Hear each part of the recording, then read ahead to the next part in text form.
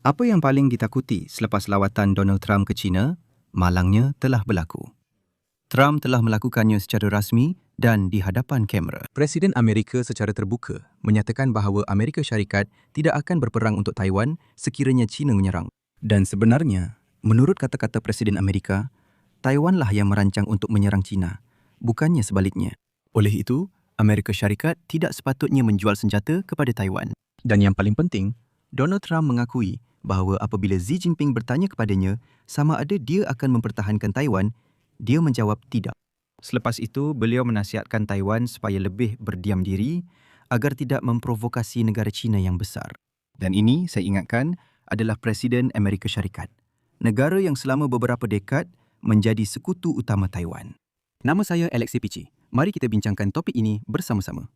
Tetapi, sebelum kita mulakan, saya minta anda untuk melanggan saluran ini. Sila tekan butang suka pada episod ini dan tinggalkan sebarang komen anda. Dan sila langgan saluran Telegram saya, Pichi News. Pautan ke saluran tersebut ada dalam keterangan video ini.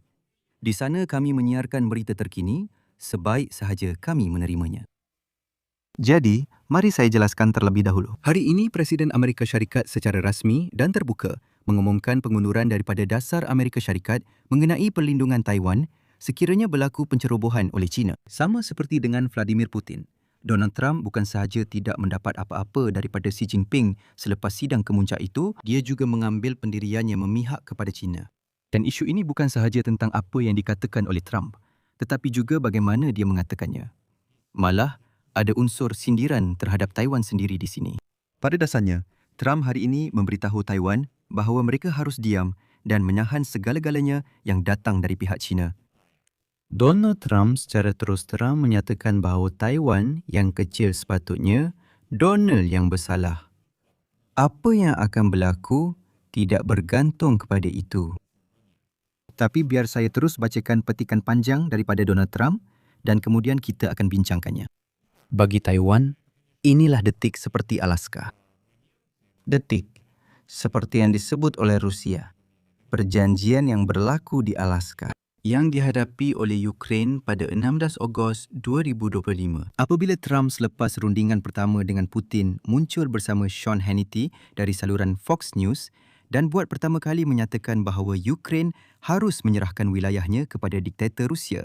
Dan pada 16 Mei 2026, Trump selepas rundingan dengan Xi Jinping muncul bersama Brad Baer dari saluran Fox News yang sama dan menyatakan bahawa sekiranya berlaku pencerobohan oleh China, dia tidak mahu berperang untuk Taiwan dan tidak mengesyorkan Taiwan untuk cuba mempertahankan diri. Jadi seterusnya, saya akan memetik kata-kata Donald Trump secara literal. Petikan. Donald Trump berkata bahawa sekiranya berlaku pencerobohan oleh China, dia tidak mahu berperang untuk Taiwan. Sekarang di Taiwan, ada seseorang yang mahu mengisytiharkan kemerdekaan. Itu perkara yang berisiko, anda tahu, apabila anda mengisytiharkan kemerdekaan.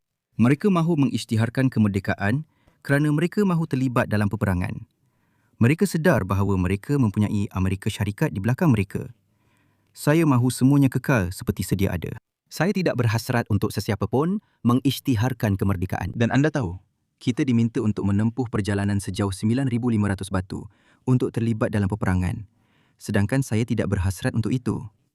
Saya mahu mereka bertenang sedikit. Saya mahu China juga bertenang sedikit. Saya masih belum meluluskan perjanjian penjualan senjata kepada Taiwan bernilai $14 bilion. Kita akan lihat apa yang akan berlaku. Mungkin saya akan lakukannya, mungkin juga tidak. Tetapi kita tidak berhasrat untuk berperang. Jika semuanya dibiarkan seperti sekarang, China akan berpuas hati. Tetapi kita tidak mahu sesiapa berkata, mari kita isytiharkan kemerdekaan kerana Amerika Syarikat menyokong kita. Jika anda lihat keadaannya, China adalah sebuah negara yang sangat-sangat besar. Manakala Taiwan hanyalah sebuah pulau kecil yang terletak 59 batu dari mereka. Dan kita, saya ingatkan, berada 9,500 batu dari mereka. Ini adalah masalah yang agak rumit. Jika anda lihat pada sejarah Taiwan, Taiwan berkembang kerana kita mempunyai presiden-presiden yang langsung tidak faham apa yang mereka lakukan. Kerana jika mereka mengenakan tarif ke atas chip, mereka, iaitu pengeluar pemproses, tidak akan pernah pergi. Semuanya berpunca daripada Intel dan syarikat-syarikat kita yang lain. Mereka telah mencuri industri pemproses kita. Ini dia maksudkan tentang Taiwan. Jika salah seorang presiden kita berkata, kamu boleh pergi dan bina di Taiwan untuk menjualnya di Amerika, tetapi kami akan mengenakan tarif sebanyak 200%, kita tidak akan pernah kehilangan industri chip. Tamat petikan. Ya, itu semua adalah kata-kata Presiden Amerika Syarikat. Dan saya rasa di sini pun tak perlu komen apa-apa sangat. Trump hanya menyerahkan Taiwan kepada China dan menasihati Taiwan supaya jangan melawan jika China menyakiti pulau itu. Dan jika Taiwan tidak berpuas hati dengan itu, beliau, Donald Trump, sedia untuk mengenakan tarif terhadap mereka. Dan seluruh retorikanya adalah seperti, siapa kamu sebenarnya? Taiwan, kamu siapa sebenarnya? Kalau bukan kerana pengeluaran microchip kamu langsung tidak diperlukan. Sebenarnya ini hanyalah sebuah pulau kecil yang terletak kira-kira 9,500 batu dari kami. Sebenarnya kami tak peduli langsung tentang pulau itu. Memang tak suka pun. Saya akan kenakan tarif kalau kamu cuba buat masalah di sana. Sekarang lihat apa yang dikatakan oleh Menteri Luar Negeri China, Wang Yi, sejurus selepas Trump berlepas. Petikan. Kami merasakan dalam pertemuan itu bahawa pihak Amerika memahami pendirian China dan memberi kepentingan kepada kejelasan serta kebimbangan China dan tidak menyokong serta tidak menerima gerakan kemerdekaan Taiwan. Ini adalah kenyataan terbuka Menteri Luar Negeri China bahawa pihak Amerika sebenarnya telah bersetuju dengan pendirian mereka mengenai Taiwan.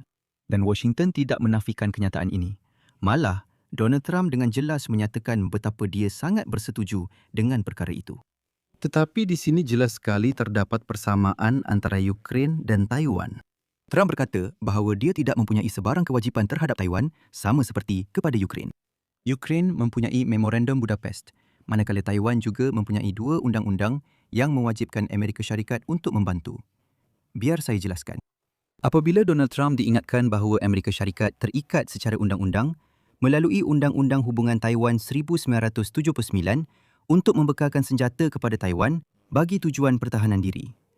Dan juga mengikut satu lagi undang-undang pada tahun 1982. Amerika Syarikat telah memberikan jaminan langsung kepada Taiwan bahawa mereka tidak akan pernah berunding dengan Beijing mengenai isu pembekalan senjata kepada pulau itu. Trump membalas dengan berkata, dengar sini, tahun 1979 dan 1982 itu sudah lama berlalu dan sebenarnya keadaan sudah berubah. Itu berlaku pada abad yang lalu. Apa yang anda cakapkan ini sebenarnya? Ya, kami memang pernah berjanji kepada anda.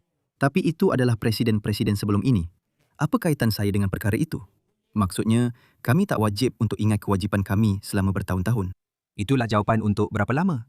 44 tahun kewajipan Amerika. Begitu juga sebagai contoh, jawapan kepada kewajipan Amerika Syarikat kepada Ukraine dalam Memorandum Budapest. Trump berkata, Itu semua dibuat oleh presiden-presiden sebelum ini. Apa kaitan saya dengan perkara itu?